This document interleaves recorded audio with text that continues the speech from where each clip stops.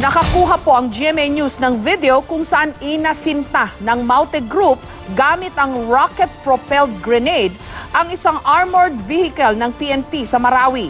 Pahirapan pa rin ang pag-recover sa mga bangkay ng mga biktima sa lungsod. Nabalot pa rin hanggang ngayon ng tensyon.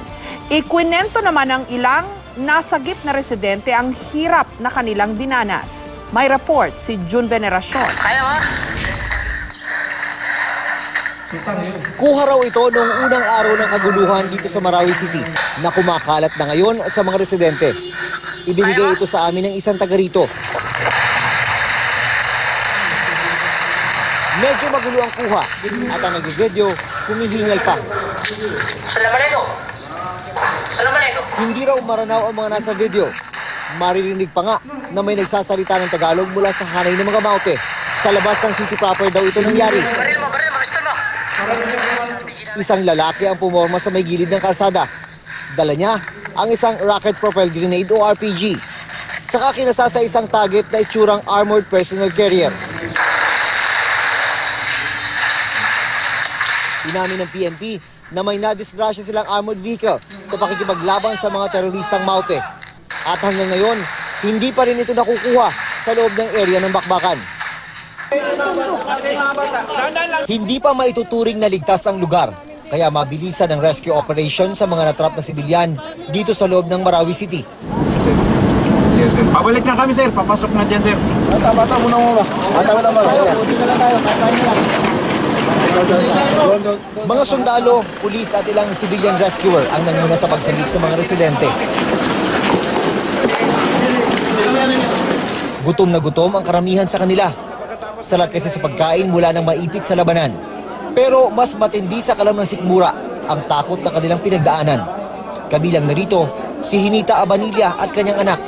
Gulong-gulo raw sila kapag nagkakabarilan sa kanilang lugar.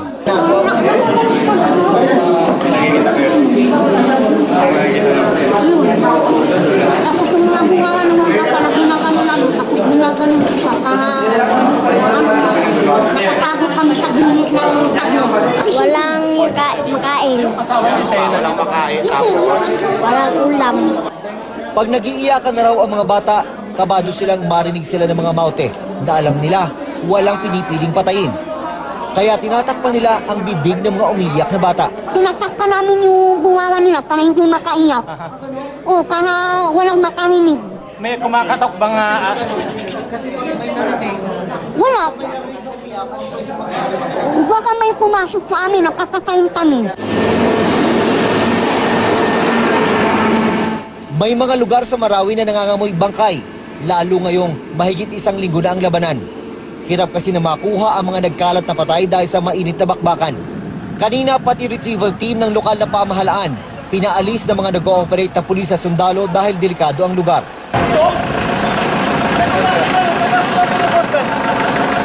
Ang misyon nito mga taga-PDRMO ay retrieve yung mga katawan ng mga namatay dito sa bakbakan sa pagitan ng mga tropa ng pamahalaan at Maute Group. Pero hindi ito pinapayag ang makalusot ng mga pulis, ng mga sundalo dahil mainit pa ang tensyon sa loob. Tuloy pa rin ang airstrike sa mga pinagtataguan ng mga Maute. Lahat ginagawa ng militar para matapos na ang problema sa Marawi sa lalong madaling panahon. Isang lalaki ang natsyempohan namin sa checkpoint. Nakaluhod sa harap ng mga pulis at sundalo na kumakausap sa kanya. Nagduda sila dahil sa kilos ng lalaki. May dala pa siyang wallet na may tatak ng Scout Rangers. Anong pangalan niya? Kumangay. Scout Ranger pa yung wallet niya. Sinuri ang kamay kung amoy pulbura. Pero nang garantiyahan ng mga tao sa lugar na hindi Maute ang lalaki, pinaalis din siya ng mga otoridad. June Veneracion, GMA News.